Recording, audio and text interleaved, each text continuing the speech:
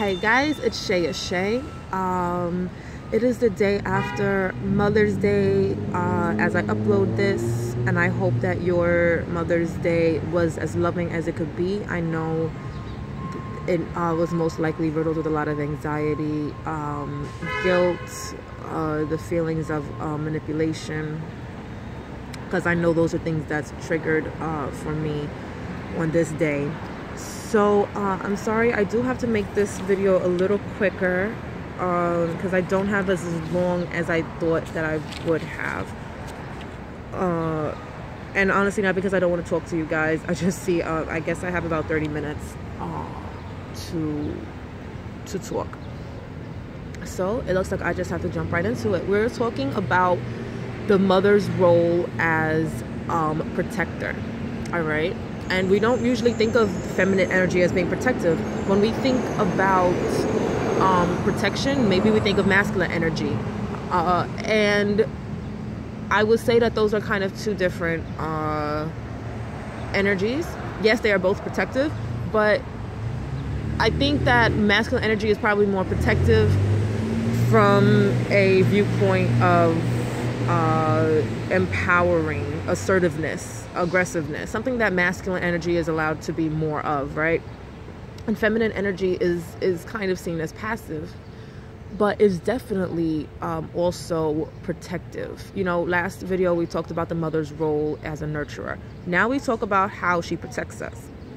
And it's this sense of protection, you know, when a newborn is cradled in their mother's arms, you know, this game of peekaboo where the mother appears to be gone from sight, but then the child is quickly reassured that, you know, that they always have a safe place to go back to, because here the mother is again.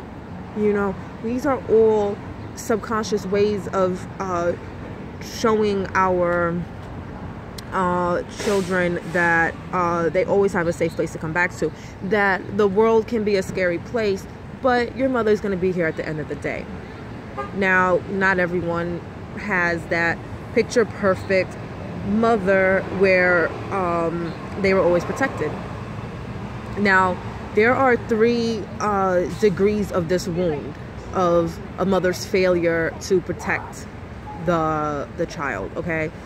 The first degree happens when the mother is physically absent. It's when the mother is gone due to abandoning the child, as maybe adoption, giving them up, death, illness, maybe even working too much, you know, just to take care of the child. So it's whatever separates the mother physically from the child. The second degree happens over a span of years, when the mother acts out from her own wounds, whether it's consciously or unconscious. The mother is acting out from their own wounds.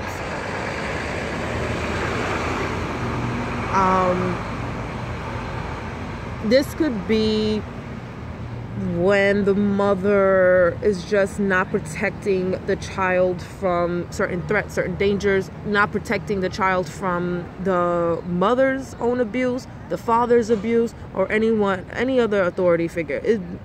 It's something that happens over a series of time. Remember, the first degree is kind of just like absence that happens from an occurrence, right? Illness and stuff like that. Now, the worst degree of this mother wound, as far as protection goes, is when the child's sole purpose for the mother is to be used to for the mother to act out on their own narcissistic needs. This is when the child is basically like a verbal punching bag, a physical punching bag, any type of way that the mother could project their own wounds onto the child. This is the category that I fall under. It's almost like my childhood felt like I was literally raised to be a slave, literally raised to be sexually abused, to be profited from. And that's just the underlying pattern I have from childhood. And how that, I remember, this is a memory I have. It's one of my most shameful memories, and that's why I really want to share it, because it's a release. It's how I forgive myself. But this last degree that I talked about, right, it's about with the child serving for narcissistic needs. It's the mother's need to exert control over something, and it affected me. It was something that I projected onto my pet. I had this guinea pig, and as a kid, you know, when you're just used to just because you're a vulnerable being, you know, and maybe I just wanted to have power over something. But I put my guinea pig in this pencil box, and I shook it. It's one of my most shameful things that I'm most embarrassed to talk about, because I feel guilty. And honestly, if there's something like that, and you understand what it's like to not have been protected from your mother, and this means not protected by your mother from other people, and even your mother herself, your mother wasn't able to protect you from her own wounds, release that guilt. As children, we learn things from imperfect adults, and if we don't release those things, then it ruins us. It will ruin us with shame and guilt and anxiety, and it's not worth it. So this is about healing our inner mother. It's about forgiving our mother, not saying about rekindling the relationship. I'm not saying that. It's just about forgiveness, because we have to forgive for ourselves. Okay, and that's what's most important. This Mother Wound series is about healing your own inner mother, so that you could be the mother to yourself that you perhaps did not get when you were younger. Okay, so when the mother fails to protect us, it gives us this inability to trust, right? Because we just subconsciously know that these are my parents, and they're raising me, and they're protecting me, and they're feeding me, and they have to prepare us for this world. In the last video, I talked about two types of attachments. I talked about an avoidant attachment. An avoidant attachment is really common in masculine energy. Not saying males. A female could have overly masculine energy as well, okay? So anyone that has a dominant masculine energy and they have a mother wound in this area, they might come off as avoidant, which means that they want love, but they are scared to ask for it because they were scared to ask for it from their mothers. They are scared of intimacy. So even though they want it so bad from their partners, they don't know how to ask for it. They put up so many boundaries. They have so many boundaries, and boundaries is an important word for this video, especially. It's also something I talked about in the previous video. But they have so many boundaries up because they want to block out. They want to block out things that could potentially hurt them. They are scarred. And however, when you are blocking things out, you're also keeping things from leaving you. So now you have this repressed energy. So this avoidant energy, this avoidant attachment can lead to not having very successful relationships intimacy-wise. All right? It's too many boundaries. It's an inability to trust, because you're scared that if you let someone in like that, then they will hurt you. And you end up manifesting that hurt when you're trying so hard to run away from it. Right? The second type of attachment that I talked about is the ambivalent attachment. Now, the ambivalent attachment is when as a child, we didn't know whether we were going to get the good mommy or the bad mommy. right? Once again, so we have this inability to trust because we don't trust the stability of relationships, because we've seen from our own mother that, you know, that things are unstable. This is common, especially if your mother was diagnosed as bipolar. My mother was, and that was rough on me. And especially as a child who feels so much of what their parents are going through, it made me think that I too was bipolar. And really, I was just manifesting that energy from my own mother. So when my mother was in her, you know, her manic stage, it was wonderful. Like, you know, my mother loved me, my mother wanted my attention, but then it would just switch randomly. And now my mother wants to be secluded or harm me and act out on me, project her fears onto me. So once again, we have this inability to trust. So and in adulthood, we question everything. We question, why does this person want to be our friend? I don't trust that. You also need constant validation from others. And when we're talking about boundaries, when this attachment, the ambivalent attachment is concerned, when we're talking about boundaries, we're talking about very weak boundaries.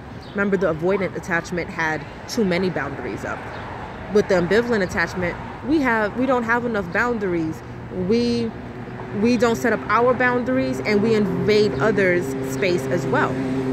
All right? Because the boundaries,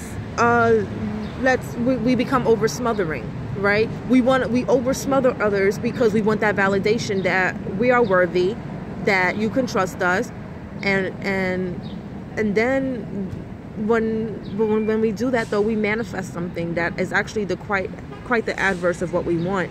Then we start to be abused. We start to get taken advantage of, and then we become a victim. And then we go into this cycle of, why does this always happen to me? Right?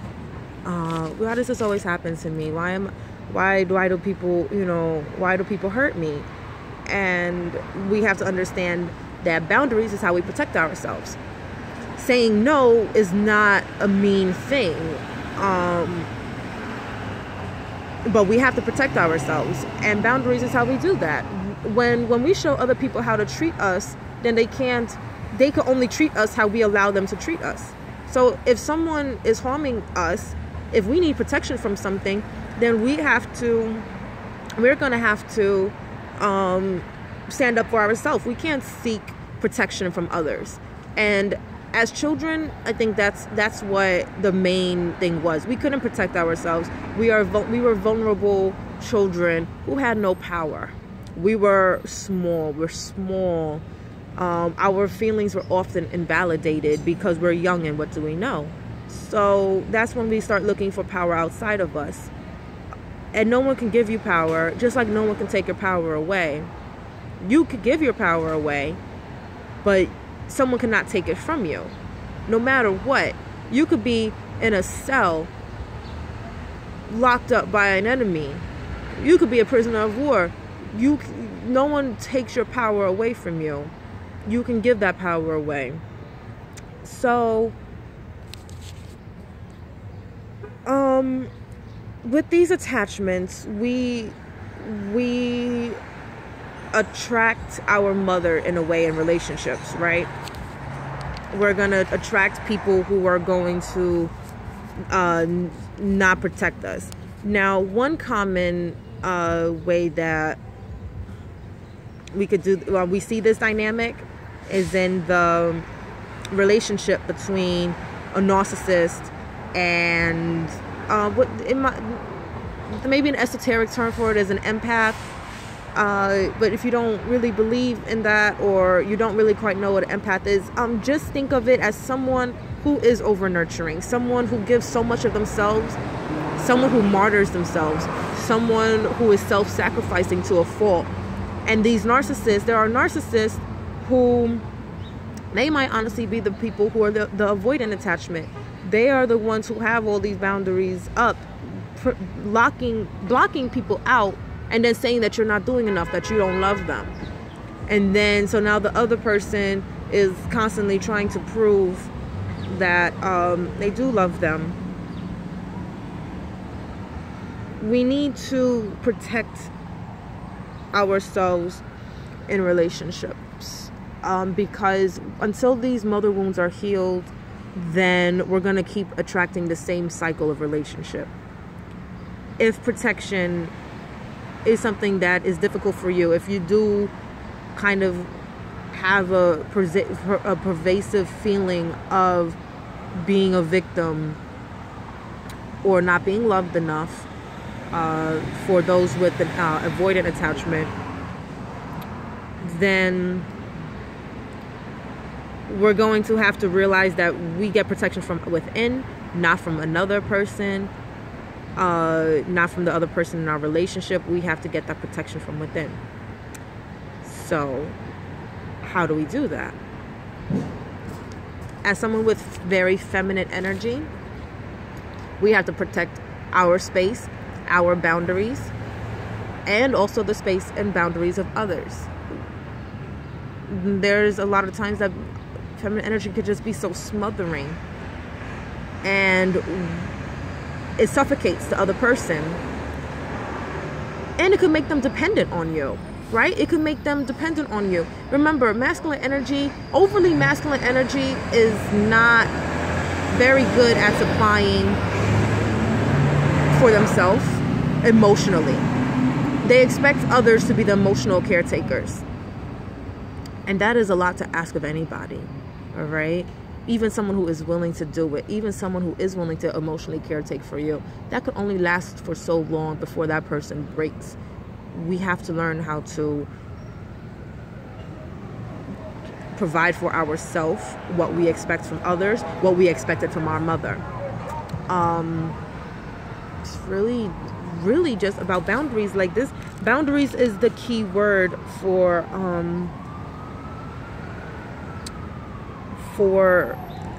this video.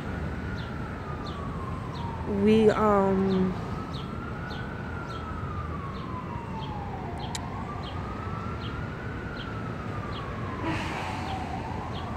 right, let's say we have an abusive partner, right?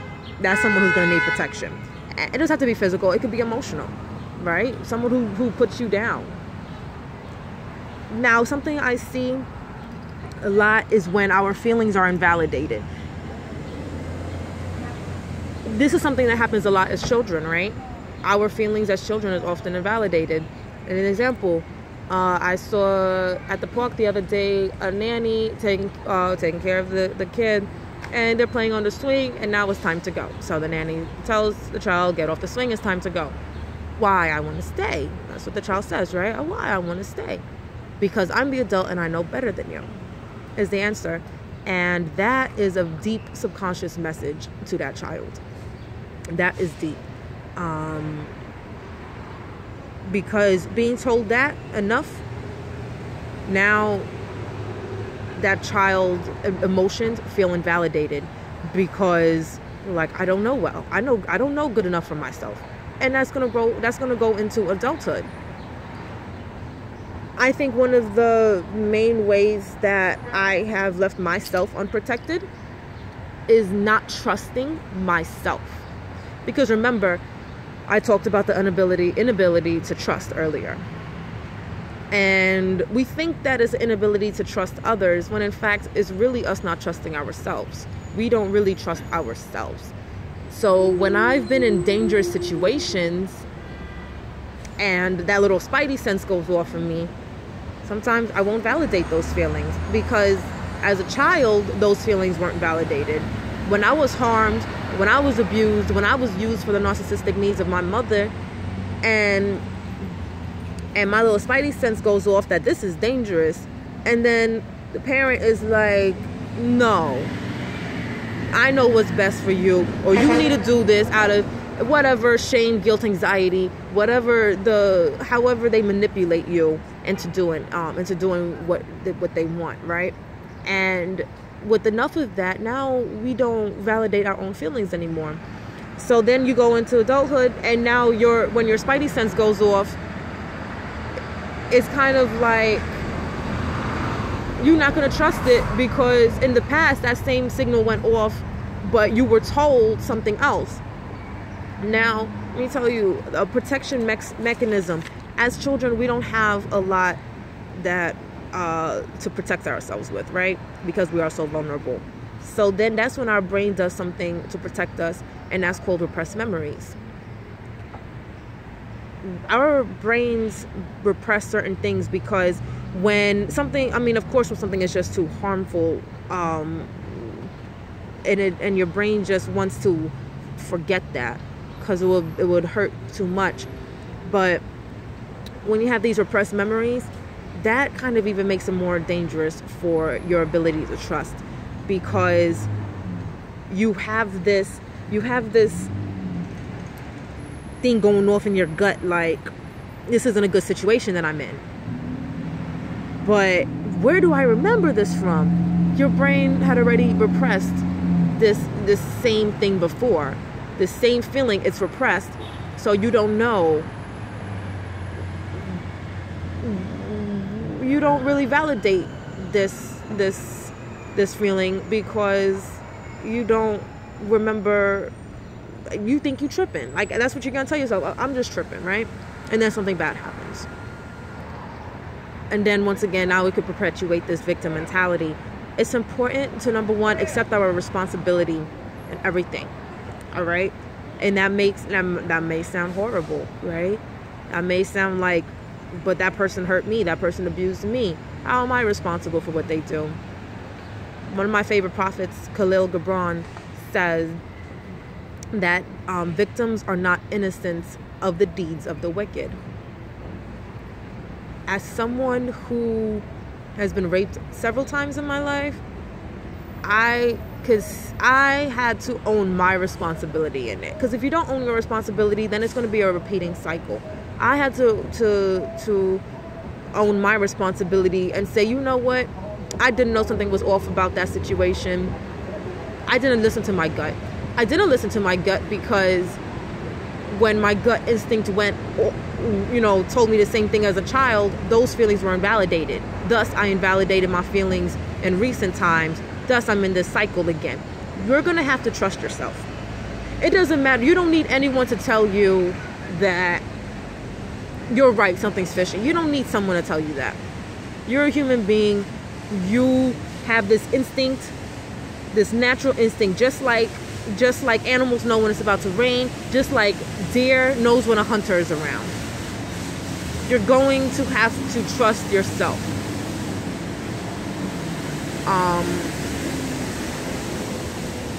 That's how you protect yourself. You're going to have to listen to that gut. Okay? I'm getting to the end of this time. Like I said, though, it is a lot about boundaries. Masculine energy is going to need protection also from feminine energy that is tyrannical. That is over smothering. Men, protect your energy. I'm sorry, when I say men, I do mean masculine energy. Masculine energy, protect your boundaries. And if you do have this avoidant attachment, then let down some boundaries, right? Let something in so that you can let something out. Feminine energy. I had to pause for a street cleaner. Feminine energy, protect your boundaries. Don't give too much of yourself away. Trust your instinct. We are naturally blessed with intuition. As feminine energy, we naturally have this gift of intuition. So listen to that. We all need to do our inner work. We all need to balance both energies. That is how we heal our inner mother, by healing our masculine energy, by healing our feminine energy. So masculine energy, if you are too masculine, then let down some of those boundaries, because it's going to protect you more when you are more vulnerable. There's a lot of masculine energy that just puts up all these walls and barriers because they don't want to feel anything, and it's going to hurt you more. And you're going to attract relationships that are not good for you, that because you're not going to achieve any intimacy. You know, there's not going to be any intimacy, and it's going to push the other person away.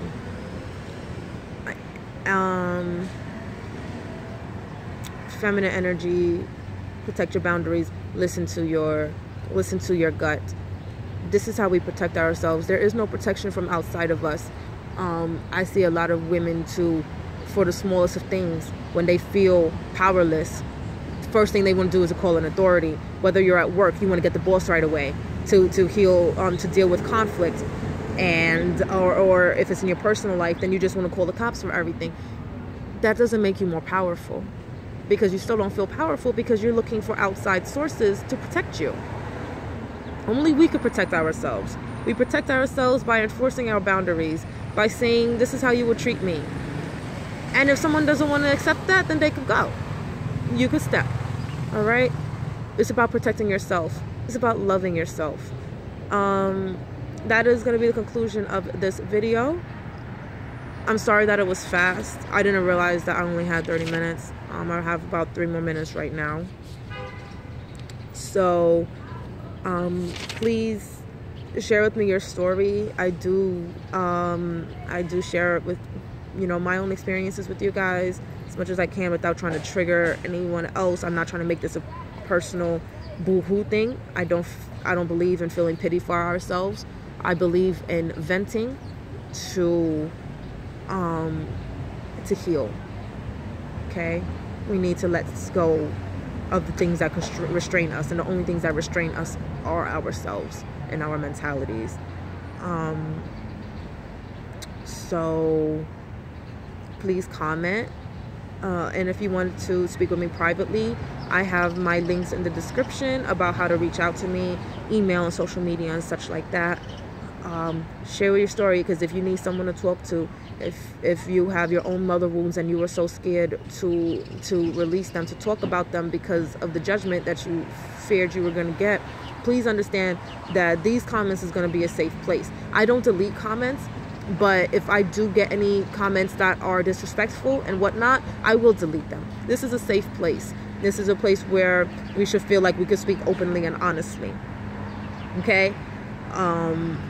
Whether you are a mother, whether you are a daughter, all of your feelings are validated. Even ones that you were told were bad, all of them are validated. But repress any of them and it will harm you, and it will harm your loved ones. Okay? Like, comment, subscribe. Next Monday is going to be another video. I'm going to be talking about the mother as empowerer. How does the mother empower us, and how do we use the feminine energy naturally within us to empower ourselves? Protection is kind of like a passive empowerment. It's something that we could do passively, right? When you set boundaries, it's not something that when you set boundaries, it's not something that's an assertive nature. It's just something that's kind of passive, right? You have a soft control about how people respect you, talk with you. It's more passive. We're going to talk about how to be more, how to take this protection and make it more assertive. This is also going to be a video where I talk about how to increase your masculine energy if it's imbalanced, and you'll have more feminine energy. So that will be next Monday. Please see me for my next video, and if you haven't seen my previous videos, please see those as well. Share with me, and like, comment, subscribe, share these videos, especially anyone who you know needs healing. Thank you for watching. I'm Shaya Shay, and you have been great. Much love to you, and namaste.